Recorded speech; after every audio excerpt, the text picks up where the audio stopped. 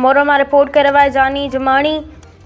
मोहसिन उम्मत supreme leader Ayatollah Syed Ali खामनाई की शहादत के वाक़े बाद पूरी दुनिया जहाँ मोरो में भी माहौल सोगवार रख आली। संदस शहादत की खबर बाद मरकज़ी इमाम बारगाह हुसैनी मोरो में एहतजाजी रैली सैयद सज्जाद दरशाह जावेद कांदड़ो डॉक्टर गुलाम शबीर मेमण बेन की अगवानी में कड़ी वही। रैली में सुन्नी शिया हर मकतबा फ़िकट सराफा यूनियन के अगवान समेत शहरुनि वॾी तादाद में शिरकत कई। हज़ारों कतार रोईंदा मोरो प्रेस क्लब पहुता जिते ताज़ती तडो विछायो वियो आज़ादारी बर्पा की वई।